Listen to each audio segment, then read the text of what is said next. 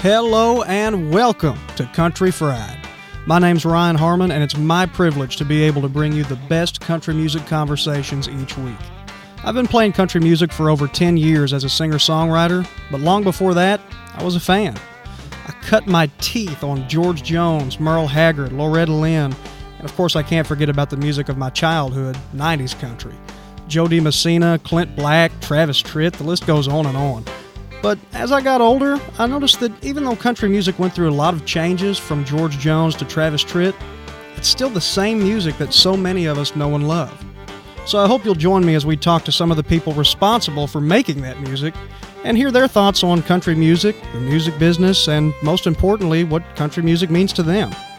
And I don't think there's anyone better to kick it all off than a true legend, Charlie Daniels. Now, you know the songs, Long-Haired Country Boy, Drinkin My Baby Goodbye, Simple Man, and some song about the devil and Georgia and a fiddle contest, I don't know. But what you may not know is how deep Charlie Daniels' history is in the music business. Some of his first credits include writing a song for Elvis Presley and being chosen to play on 3 Bob Dylan albums. And with a career that's lasted well over 50 years with no end in sight, Charlie's still one of the hardest working people in the business, playing over 100 concerts a year, writing books, and still releasing new music, most recently with his new group, the Boll Weevils. He's got a lot of stories to tell, and I can't wait to hear them, so let's jump right in. Today, we're going to talk with the one and only Charlie Daniels, right here on Country Fried. Well, you know, it's not every day that you get a phone call from one of your heroes, but today is one of these days. I'm proud to welcome to the show one of my favorites of all time, the one and only Charlie Daniels. Charlie, how you doing? You're very kind. I thank you very much. I'm doing great. Thanks for talking to me today. Well, let's just jump right into the latest project that you're involved with, which, of course, is the new Ken Burns documentary, Country Music. When did you first become aware of this film, and how did you get involved with it? Well, it was back about, 4 or 5 years ago when they came to town to do it, and they contacted the office, I guess, and asked if I'd come down and do an interview, and which I did. I was proud to do. And I remember asking, I said, when are you going to show this thing? And I think he told me at the time, 2018, I think he said. And I said, well, I hope I live to see it. Way down the road. And I know that they did an awful lot of interviews around Nashville with a lot of people and a lot of in-depth. The interviews they do are very in-depth, and they take their time with it. There's no hurry about it. And I'm really looking forward to seeing it. I have not seen any of it yet. Well, I will, not to give anything away, I've seen some of it, and you're going to be very pleased with how it turned out. And any country music fan, even if you're not a country music fan, I'll even go that far, you're going to love this film. And, of course, it goes on a journey through the history of country music.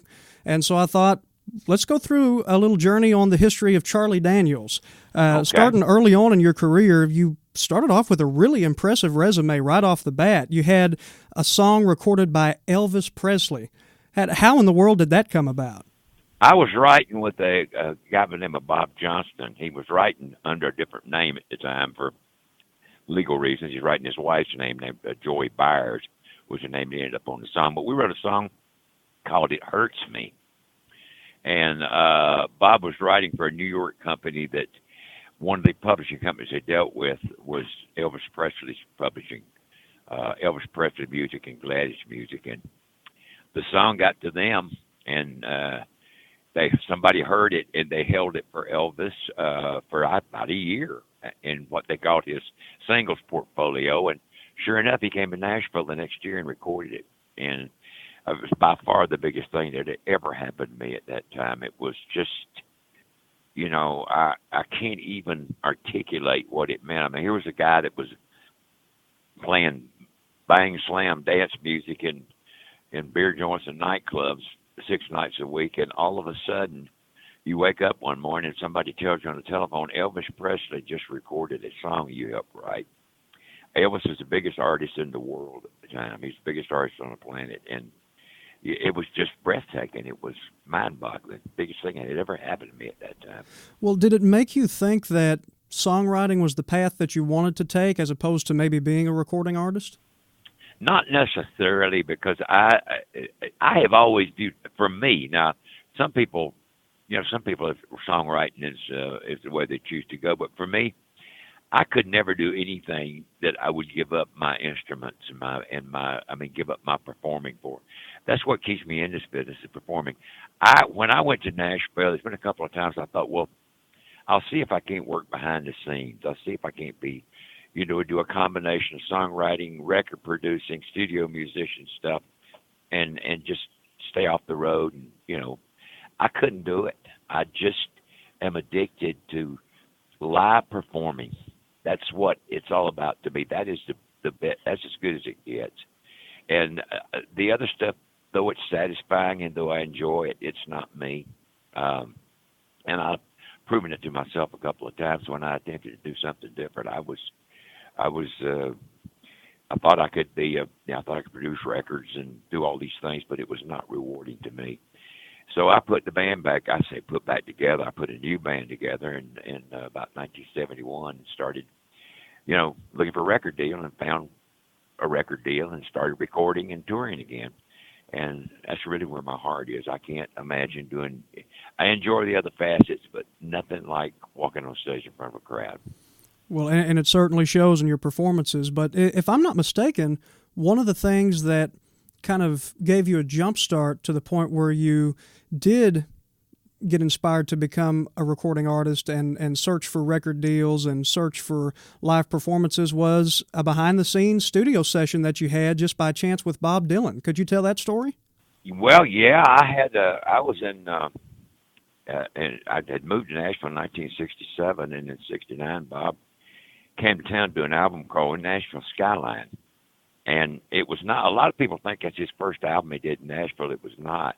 It was his, I think, third album. He had done John Wesley Harding and Blonde on Blonde there. They had put together a nucleus of a recording band, same guys that worked with him every time he came to town. And in that particular instance today, they wanted to start the sessions. The guitar player that they ordinarily used was already booked on another session and could not make the first session.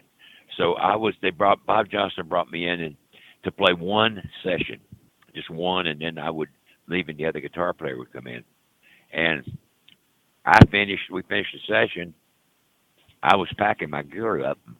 Bob Dylan asked Bob Johnston, the producer, said, where is he going? And Bob said, he's leaving. I got another guitar player coming in. And Bob Dylan then said 9 words that would change my life. He said, I don't want another guitar player. I want him. And it was, that was, he was, back in the days when we had the big 33 and a third albums, you could do some decent artwork and liner notes and that kind of thing. And there were people actually, Bob Dylan was the kind of artist that people wanted to know about, and they actually read his liner notes. And they actually looked at who played with him on albums and stuff. And to have your name on the back of a Bob Dylan album was a acceptance into a bunch of people that otherwise didn't know who you were, didn't care who you were, or whatever, but it kind of validated you as a musician. And I got a lot of recognition and a lot of mileage out of being on 3 Bob Dylan albums. I will never forget what he's been great to me. He's done wonders for me. Well, and you returned the favor a few years ago. I remember you recorded a tribute album to Bob Dylan. I've always wondered, did he ever hear that album? Did you hear anything from him about it? Well, I sent it to him. I hope he listens to it. I don't know for sure. I don't know if I love hearing other people do our stuff. I don't know if Bob does or not, but I wanted to do his music, but I wanted to do it in our way, like as if it was our song, rather than trying to copy Bob's arrangements on everything and all. And it was the great thing about it is you never run out of material, Oh, yeah. You got so many songs to pick from. If one thing didn't work out, you just turn the page and pick up another song and start to work with it. Well, and one thing that I've always wanted to ask you, because Bob Dylan was one of those artists that could kind of blur the lines and pretty much get away with whatever he wanted to do. And you are one of the few artists that still gets played frequently on multiple radio formats. You get country airplay, rock airplay, variety stations still play your stuff. And a lot of people in the industry view variety and versatility almost as the kiss of death. but it seems to have really worked well for certain artists like yourself. But early on, did that musical variety make it hard for you to become established as an artist? Well, record companies tend to, I learned early on, record companies are in the record business. I'm in the music business. They'll tell you they're in the music business, but they're really in the record business. So they have their own ideas about what works and what don't, and I have my own ideas about who I am and what I want to be. And it was like, yeah, they would have liked it had I centered in more on just everything commercial and everything radio friendly and all that. But it was not me. I just wasn't. That wasn't what I was. It's not my best work. I would be not being true to myself or my talent, my God-given talent. If I let somebody else tell me, you got to do this, you need to do this. I've had some interference from record companies before, and it never worked for me. And I just stick to my guns. I got to do what I do. If I can't do what I do, I'm not going to be happy. And if I'm not happy, what's the point? Absolutely. But when did you figure out who you are and what you do? About the fifth album that I did. I first started out, I came off of many years of playing copy music, playing dance music, playing varieties, everything from Marty Robbins to Louis Prima, and in clubs and whatever people wanted to hear, and the more you could sound like the record, the more you sound like Fats Domino, the better off you were, or Elvis Presley or whoever you're doing. And I had no style. I had no vocal style. I sounded like everybody else. The first albums I did, I'd pick up a song and start singing it, and I get through, and it was like I was evidently trying to be somebody else. And I did that for about 4 albums, and I finally said, if we got ready to go and do Fire on the Mountain, I said, I am going to open my mouth and sing. I'm not going to try to, go one way or the other or whatever. I'm going to open my mouth and sing, and whatever comes out is Charlie Daniels. And that's what I did. And if you were to listen to the first 4 albums we did and then put Fire on the Mountain on, you could hear what I was talking about, because there is a difference. And that's when I first started developing my vocal style as to who I am and how I sing, and to getting away from trying to do it like everybody else does. And as far as my playing style is concerned, I laid fiddle down. I had not played fiddle in years. I just didn't, there was just no place for it in the music I was playing. And I started bringing it out and playing Orange Blossom Special and stuff, and people loved it, even in the clubs. So I started playing the fiddle again, and I wanted to find a place where it fit into my music. And so I just did it. I just started, got with the guys and, drummers and bass players and guitar pickers and keyboard players, and throw the fiddle in. And, if it's whatever it is, it is. And I hold the fiddle wrong. I put too much pressure on the bow. I don't do it anywhere like you're supposed to. I'm very irreverent about doing things you're not supposed to do on a fiddle. But it's me. It's my style, and it makes me sound a little bit different from everybody else. And, it's due to things I do wrong that I sound like I do. And, I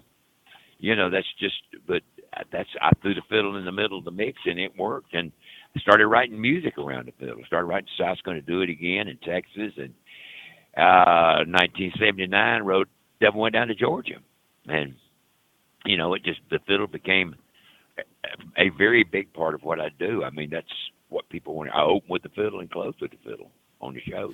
Well, and while we're on that topic, let's talk about that a little bit, because you just mentioned the one song that everybody on this planet has probably heard, whether they are a country music fan or a rock music fan or whatever the case may be.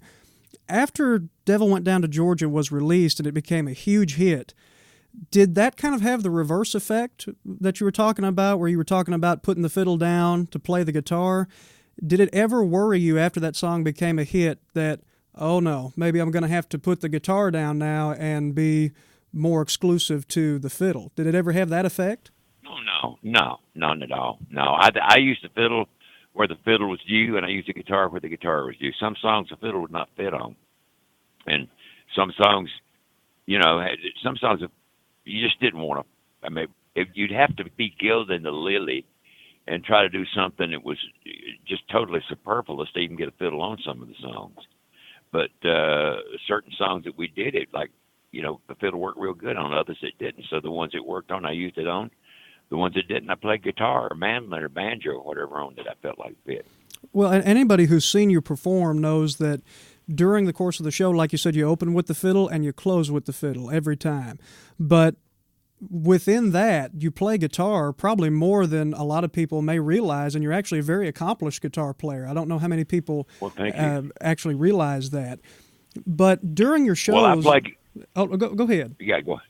No, I was just going to say I play guitar probably about 2/3 of the set and fiddle 1/3 of the set. Well, during your shows, you mix it up really well, not only between the guitar and the fiddle, but the way that you mix your set list up. And I've seen you 3 different times, and each time has been a different set list. The last 2 times were just within a few months of each other, and it was a different set list. How in the world, with all of the hits that you have and with the deep tracks that fans still want to hear, like Trudy, that's my favorite song you have ever done. And as soon as that came on, that made my whole weekend, hearing you play that song. How in the world do you find that right mix for your set list and keep it fresh every year? Well, it is, we never have we don't have any trouble with what to play. We have trouble with what not to play. With what do you leave out? You can't get everything in. You got to do Devil. You got to do South, or you can do South's Gonna Do It. You can do An Easy Rider. You can do A Simple Man. You can do Long Haired Country Boy. There's songs, but there's certain songs that are like Long Haired Country Boy is a mainstay in the set. Of course, Devil is. In America is a song that I feel we need to play because it's a very patriotic song, and I do a whole tribute to veterans around it.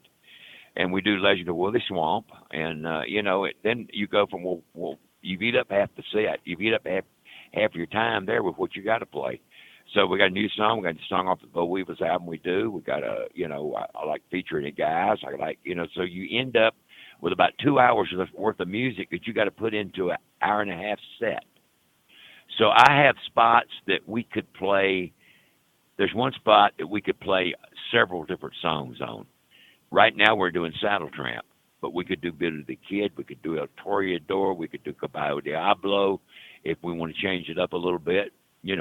Just all kinds of songs we can do that fill that spot. But you build a skeleton with the Devil Went Down to Georgia and Long Haired Country Boy type tunes, and then you fill in and you pace it. Dynamics is so important. The dynamics of a set, putting a set together where the songs fall one behind the other and they fit like the pieces in a Rubik's Cube. And that your emotion, you come out and hit them hard and kind of start easing back a little bit, keeping the energy level up, but kind of dropping the content down a little. And then at the end of the set, you want to leave them with the best thing you got, which is Devil Went Down to Georgia with us always. And, that's you're set kind of like a roller coaster. You kind of roller coaster ride on the set. You kind of take them downhill. Maybe I do How Great Thou Art, do a hymn. Just dealing with the emotions, the human emotions of people, as if I was sitting out in the audience, how would I want this to go? What would keep my attention, insofar as our material is concerned? And so you put it together, and then you perform it. And I got the best band I've ever had, and we just love playing together. And what you put into it is what they get out of it. And my guys put a lot into it. And it certainly shows, like I said before. You guys put on an excellent show, and you've got such a great band, too. You've always had a knack for picking great musicians to play with. Well, they are. They're a good bunch of guys, too. That goes a long way. Well, I've got just a couple more questions for you. You've been very gracious with your time, but I want to turn it back to country music for just a second.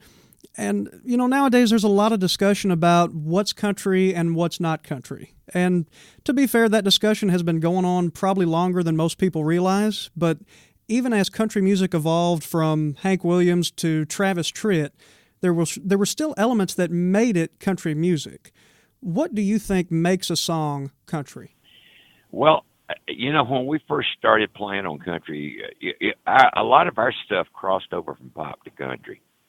But, I mean, rather than the other way around, we when we first started, we most of our play was on what they called AOR stations, album-oriented stations, and they'd play album cuts and stuff. But when some of our music started crossing over, we were actually crossing from country to pop. I mean, pop to country or AOR to country. And we had people, saying, "You're not country," and I'd say, "I never claimed to be. I never claimed to be country. I never claimed to be a country artist. Never claimed to be any kind of an artist." So I can kind of see where anything new that's brought into country music is up for discussion, at least, if not criticism. And I don't like to sound like that I'm being critical, because I've been there and I've done that, and I don't mean anything by it other than I can express my personal opinion insofar as mainstream country music is concerned right now. And to be very honest with you about it, I do not say this in a critical way, because it's very successful and there's no fighting that. But I can't tell one artist from the other, and I can't tell one song from the other in a lot of instances. Certain artists I can. I mean, if Chris Stapleton comes on there, I know who he is, but I can't. There is a sameness with a lot of the music, the way it sounds, the way it's recorded, it's just there that I can't grasp. I can't remember who the artists are. I can't remember what the songs are. I can't hum it. It doesn't stick in my mind like "He stopped loving her today," or "The race is on and here comes," or or like "Nobody, but Mama tried, Mama." I mean, you knew who that was, and you knew when the song was over, the melody stuck with you. It was there. It was in your mind. It was still something that you took around with you. You knew, you remembered it. You remembered the lyric content. You remembered that, that old lonesome Hank Williams stuff. I mean, see that lonesome whippoorwill? He sounds too blue to fly. The moon just went behind a cloud. I'm so lonesome I could cry. I can get that lyric out of your mind.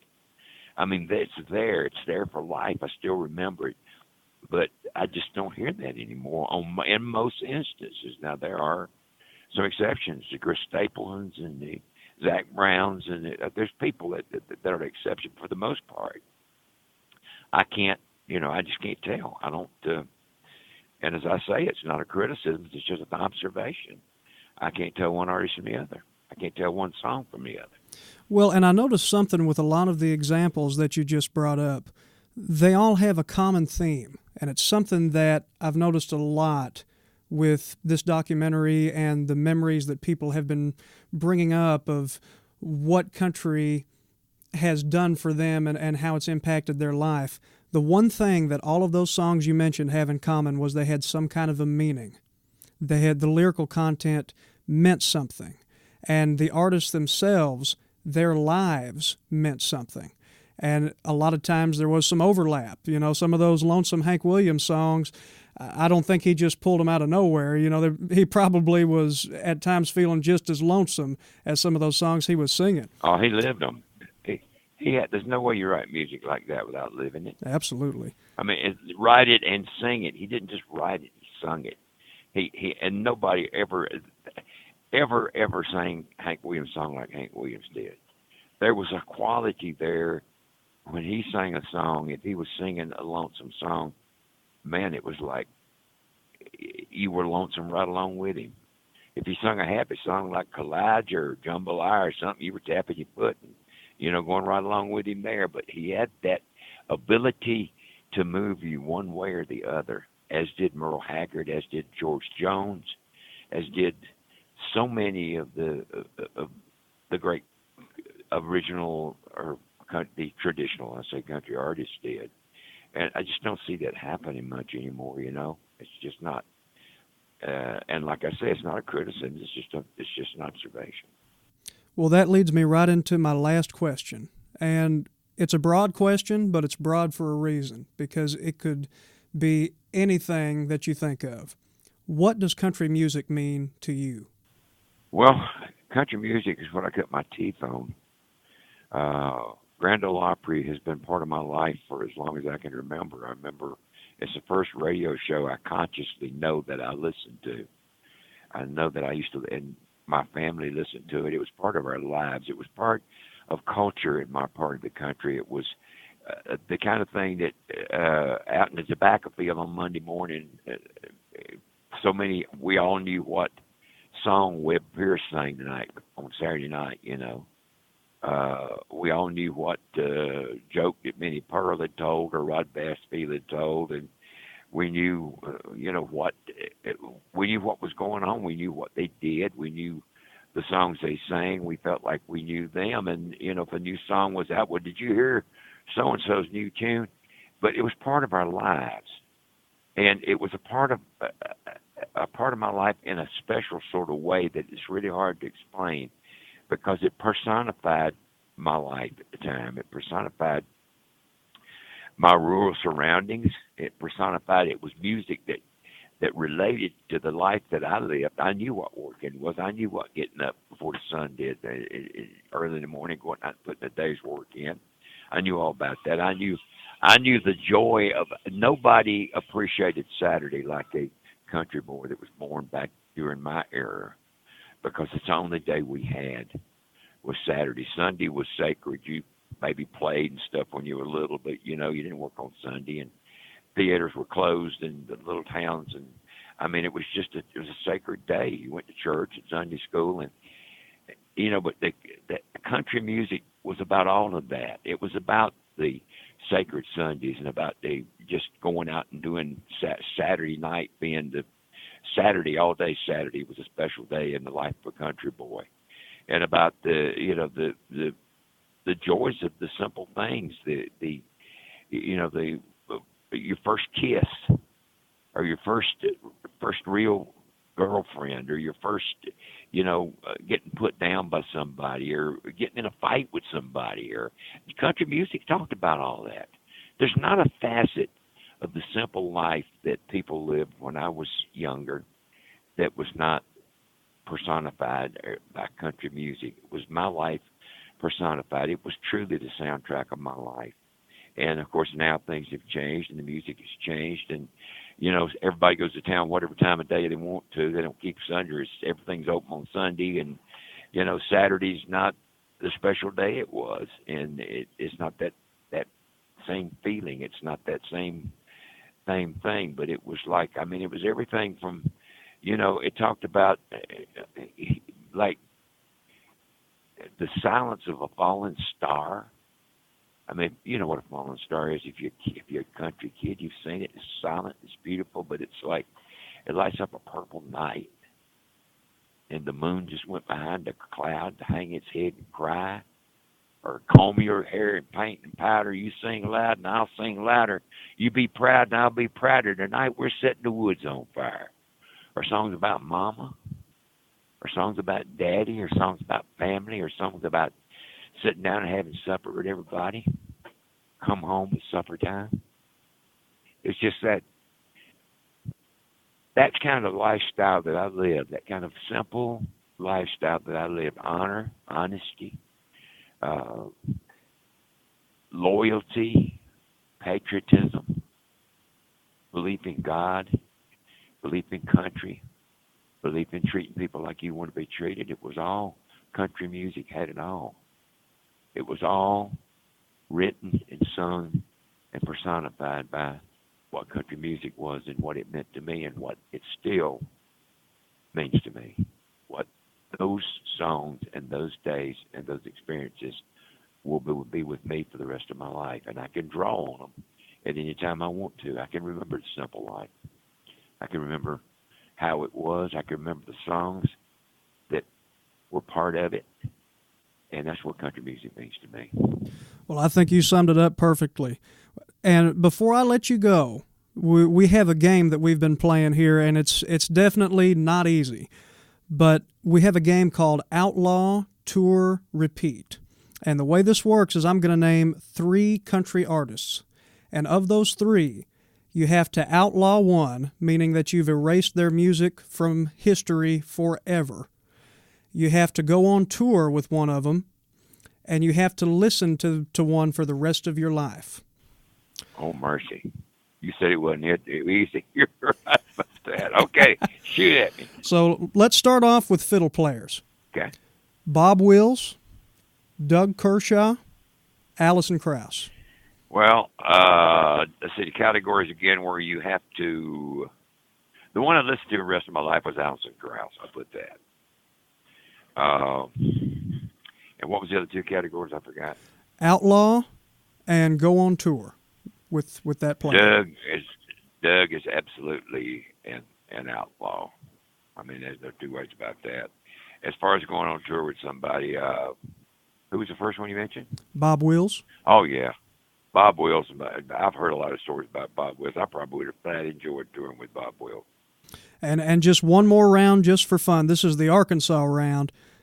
Would you outlaw, meaning, again, ban their music forever, go on tour with, or listen to the rest of your life, Johnny Cash, Glenn Campbell, Conway Twitty? Man, I would listen to all of them the rest of my life. I can't do that. I can't. You put something on me I can't do. How am I going to banish Johnny Cash or Glenn Campbell? No. Let's break the rules here and say I can't do that to any of them. And I'd go on tour with any of them, by the way. Well, I'll tell you what, just for you, I'll accept that answer, because I don't think I could have answered it any other way. Well, Charlie, again, thank you so much for your time. You've been so gracious, and this is just a thrill for me to talk to you, and I appreciate you coming on here, and we look forward to seeing you as part of the country music documentary, and hopefully see you back on the road again soon when you come through Arkansas again. Thanks for having me on, buddy. God bless. God bless. Take care, Charlie. All right. Bye-bye. That is the definition of a legend right there. You can check out his tour schedule and all of his current projects at charliedaniels.com. And of course, he had just as hard of a time playing Outlaw Tour Repeat as anybody else has. It's really not an easy game at all. But if you noticed, he was pretty clever with his first answer. He didn't outlaw Doug Kershaw. He said Doug is an outlaw. Hey, he's Charlie Daniels. He can bend the rules if he wants to. Who's going to complain? Thank you so much for tuning in to the premiere of Country Fried. Join us again next week for another country music conversation featuring Marty Rabin of Shenandoah. See you then. Be sure to subscribe to us on your platform of choice, share this episode with your friends, and leave us a comment. We want to know what you think. I'm Ryan Harmon, and this is Country Fried, an AETN production. Find out more at aetn.org.